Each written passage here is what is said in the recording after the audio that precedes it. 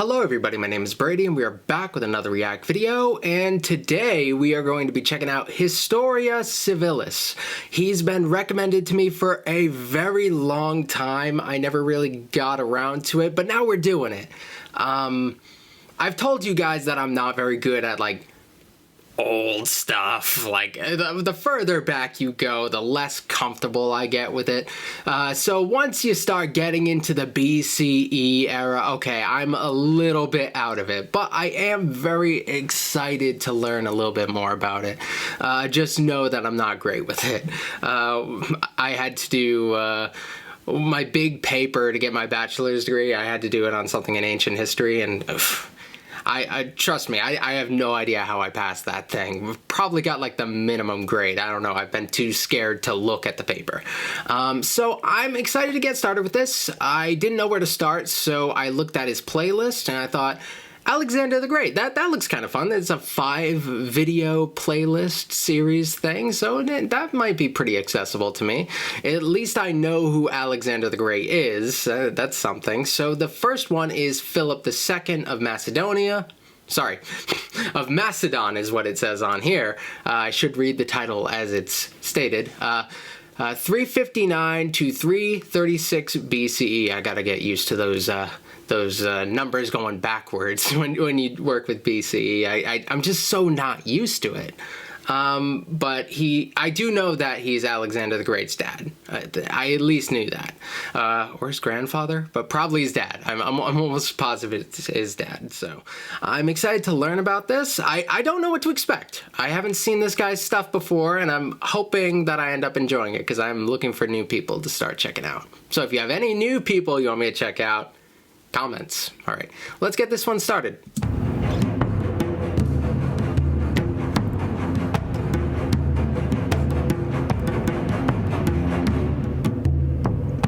Philip II of Macedon spent the better part of 20 years at war. To put it very simply, he spent 1 decade fighting the Greeks, and another fighting his so-called barbarian neighbors. Macedon went from an obscure backwater to the most powerful state on the Greek peninsula. But at the end of the second decade, Philip suffered a year of humiliating defeats in the northeast, near a city called Byzantium. The Greeks, whom Philip had strong-armed into a peace settlement years earlier, saw their opening. The two strongest city-states, Athens and Thebes, formed an alliance with Byzantium against Macedon. Philip responded by withdrawing from the northeast and marching south. He would... Alright, this is already pretty quick, and I can tell it's going to be kind of military-based, which is definitely not my strong suit here, but we're starting it with him already kind of having something established, which is kind of interesting.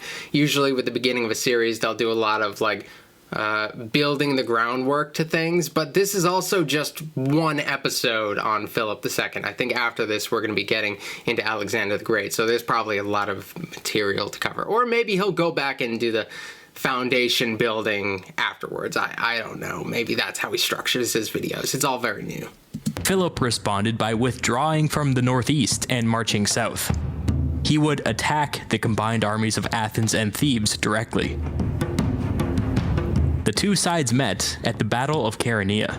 The details are fuzzy, and we wouldn't have time to go into it anyways, but the important thing is that Philip's son and heir, Alexander, distinguished himself by breaking through the Theban infantry at the head of a cavalry charge, which helped Philip win a narrow victory.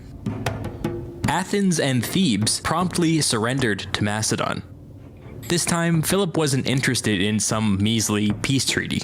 He was interested in domination. Philip installed a puppet government in Thebes. He had them abandon all previous treaties and ally themselves exclusively with Macedon. And then, just in case they didn't get the hint, Philip installed a permanent Macedonian garrison just outside the city. Central Greece was now under Macedonian control. So this is really interesting, and we do have Alexander the Great. He's not Alexander the Great yet, but we do have Alexander on the scene at this point, which I think makes this a little bit more refreshing, because it's hard to jump into a period of history not knowing anybody. It's nice to have that one figure, like, okay, I know him. I know he's going to be a big deal, and I can, like, kind of keep my eye on him. And it's cool that he is already distinguishing himself as a military leader, and you can kind of see where he gets his aggressive policy from. So I really enjoyed that. I've heard argued that Alexander the Great was not overall an amazing leader, that it was purely military, but also that we can never really know, because the fact is that the infrastructure of his empire just completely crumbled when he was gone, and one could say that is a failure of leadership, that he should have had stuff kind of a little bit more stable so that it could live beyond him. I think that is a huge part of leadership, and that's something that I'm curious about here, looking at Philip II, and then in later episodes, if we continue this series, if you guys are interested in that, seeing how we feel about Alexander the Great by the end of it, because, like, it's been a while since I've learned about the guy. It would be nice to make another judgment on, like, how, I don't know, is he, like, just this great military leader who just did not set the foundation for a stable country? Is that like a failure? I don't know. Athens, on the other hand, got off easy. Philip forced them to bend the knee and ally themselves with Macedon, but that was pretty much it. He didn't interfere with the Athenian government, and didn't humiliate them by insisting on a military presence. In gratitude, Athens awarded honorary citizenship to both Philip and his son. This wasn't altruistic on Philip's part. Athens was a maritime power, and Philip had big plans for their ships. But first, Philip needed to get the rest of Greece under control. He invited all of the Greek city-states to a meeting in Corinth. Everybody agreed to attend, except for Sparta. But Sparta was pretty irrelevant at this point, so Philip felt perfectly safe ignoring them and proceeding. When the Greeks arrived in Corinth, Philip dropped a proposal in their laps. He recommended the creation of something called the Hellenic League, also known as the League of Corinth. The League would be governed by a council made up of delegates from each city. This council would be empowered to pass its own legislation, but its most important job was to figure out how to maintain a standing army. Here's a key point. Macedon itself would not be a member of this league, but would require each member of it to make a separate bilateral alliance with them. That's really interesting, this sort of kind of a confederacy between all of them, but they're kind of looming above it, which that was really interesting. When they started introducing this, I was thinking, like, if you're just another member of the league, your power is going to be a little bit watered down, but if they exist kind of in a vague place above the league, they're going to be able to make some significant progress there. And I feel like I don't have the best background on the state of the other, I guess, Greek states at the time. Like, I'm still not really understanding what sort of leverage they had here. I'd imagine if they do end up agreeing to this, their leverage is pretty low at this point. Obviously, we have them coming in and taking out two pretty significant ones. If Sparta apparently is irrelevant during this time, so, like, who does have the power to really go against them? Maybe this is in their best interest. Basically, this meant that Macedon would get many of the league's benefits without being bound by its decisions. Philip also wanted the league to have a unified foreign policy conducted by somebody called the hegemon. More importantly, the hegemon would be responsible for commanding the league's army during wartime. It shouldn't surprise you to learn that Philip, as the league's architect, imagined himself in the role. I know that's confusing, so let's take a step back for a moment and summarize. Basically, Philip wanted to set up a complex, supranational organization that would allow Greece to govern its own internal affairs, so long as it supplied the king of Macedon with an army. For all intents and purposes, the League would transform Greece into a Macedonian puppet state. But that wasn't how Philip sold his proposal to the Greeks. He sold it as Greek unification. Once united, he argued, they would be strong enough to lead an army to the east and liberate Greek city-states under Persian occupation. Naturally, Philip, as hegemon, would lead this army. So yeah, I wasn't sure what the overall it would be good for the other Greek states because they'd have like some combined power there and they'd have a couple enemies they could deal with, but like I guess having the looming enemy of Persia is probably one of the big things there. Okay, I get that. That makes sense. I can understand Persia because I know that their empire was, by the time Alexander the Great got on the scene, like their empire was still pretty significant, and like one of his great accomplishments was taking it. In the end, all of the Greek city-states, except Sparta, agreed to join the League. Sparta. Some more enthusiastically than others.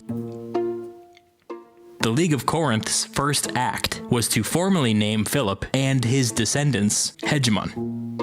Their second act was to declare war on the Persian Empire. Philip was now officially in control of the combined strength of the Greek peninsula. He then traveled to Delphi to visit the famous oracle there. He asked her if he would defeat the Persian king. Her answer was this: "The bull is crowned. All is done. The sacrificer is ready." Okay. Philip liked this answer. The Persian king was the bull, and Philip was the sacrificer. Invigorated, he returned to Macedon and spent the rest of the year gathering his forces. That's a huge cultural element. Like, I've heard the term the Oracle of Delphi, but I never really understood what it was or what it meant. That's actually like a huge insight into their culture. That feels like kind of a sort of fortune telling, which is very interesting. I've been learning recently more about like spiritualism in the like early 20th century, late 19th century, and I know it's not a very good example, but seeing the influence that a lot of these people who have these like supernatural sort of this supernatural air around them, seeing the kind of support that they can gather, it's only natural. And I'd imagine back then it might have been even easier to fool people. I assume saying that the Oracle of Delphi was just like a fortune teller isn't necessarily an offensive thing to say. I don't know if it's thought of in like any sort of religious context, but I don't know. I'm sorry. Forces preparing for the campaign to come.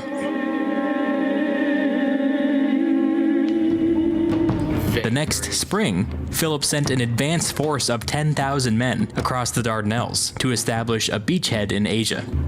This small army moved south along the coast, liberating several Greek cities that were under Persian rule. But before Philip could follow with the rest of his army, he needed to stabilize the home front. The king of Epirus was itching for war, and that was a problem. Philip sought peace by offering his daughter's hand in marriage. The king of Epirus agreed. When their wedding day rolled around, Philip used the opportunity to exhibit his newfound power. Dignitaries from all over Greece were invited, and grand festivities were planned. The wedding itself took place on the first day, and there was partying and drinking late into the night. On the second day, there was a You know what? There's something very impressive about this inherently. I know this isn't exactly commenting on like the content of the video. It's more like a visual representation of it. It's just maps and squares. And like, I'm looking at that square and I'm like, I know who that is. And honestly, it's really amazing how he's able to make so much of stuff that's relatively minimalistic. It's like a map key. He's associated the colors with the people, and it functions as if I'm looking at a picture of the guy, which I think that's really impressive. That's a note I could, like, if I decide I wanted to make like more original educational videos, that's kind of a note I could take. I'm not a very strong artist or whatever, but this kind of shows that you can make a lot out of fairly simple things. Like, I'm not saying that what he's doing isn't impressive, just like moving squares around. Honestly, I don't know if I know how to do that. Maybe I could figure it out, but there is something very impressive about the simplicity of this. It's not distracting, it's not overbearing. It effectively tells the story, and I could see how the way he structures his videos could really lend itself to like a military history style of storytelling. Late into the night. On the second day, there was a parade where 12 giant statues depicting each of the major Greek gods rolled down the street to cheering crowds. A 13th statue of Philip himself followed close behind and was added to their ranks. After the parade, there were games planned. When Philip arrived at the theater, he sent his retinue in first and waited in the wings to make his grand entrance. As Philip was waiting, one of his bodyguards approached. Without warning, the bodyguard stabbed the king in the chest with a dagger, killing him instantly.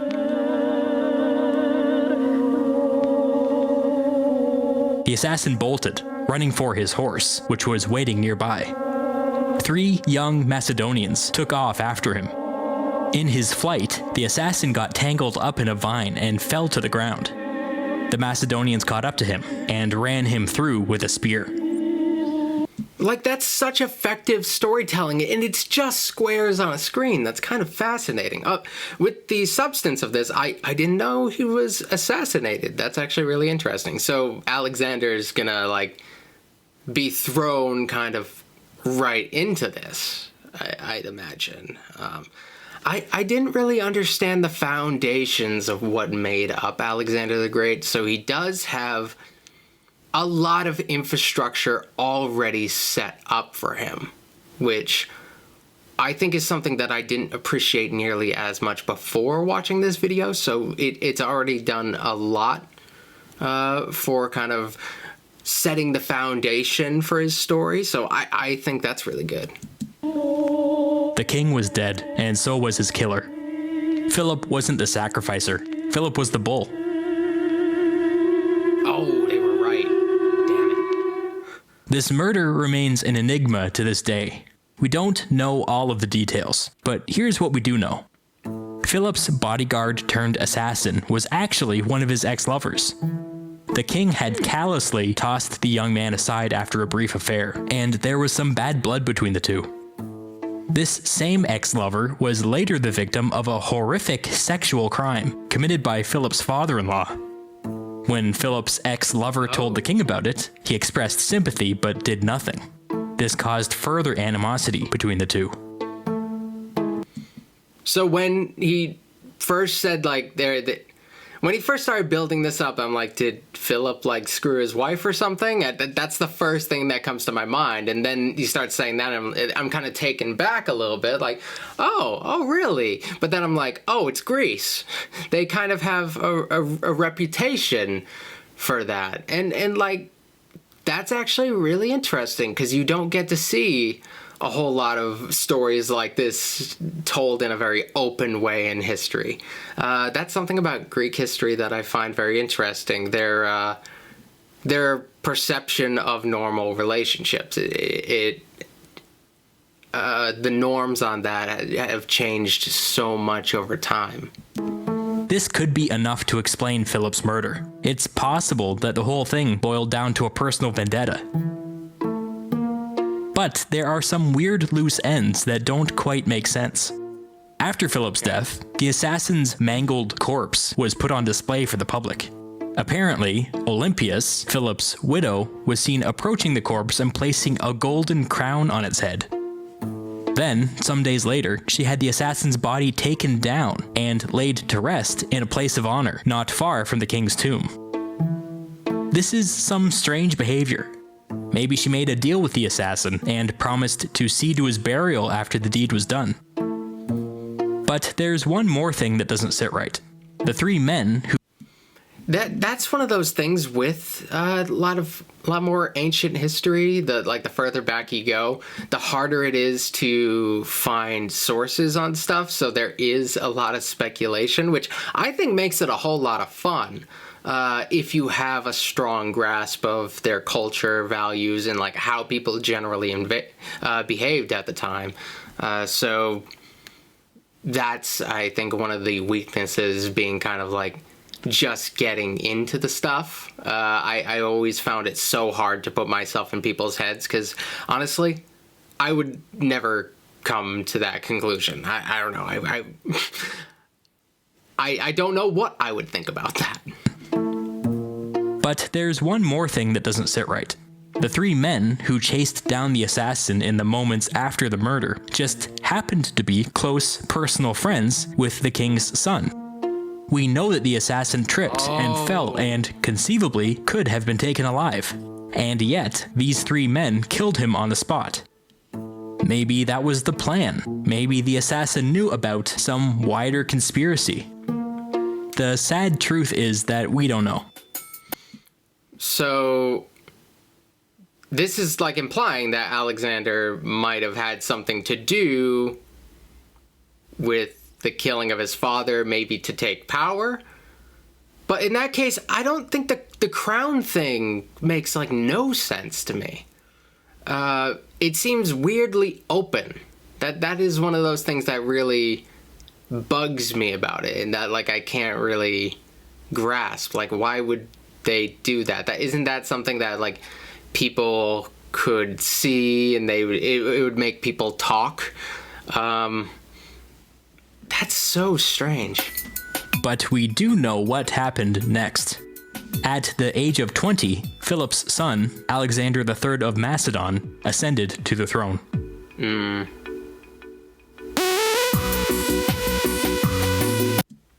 So that was the first video in the Alexander the Great series by Historia Civilis.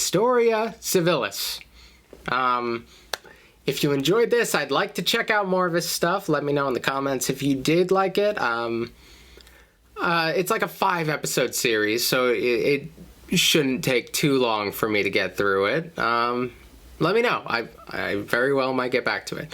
So thank you guys for watching, and I will see you tomorrow with some more videos. All right.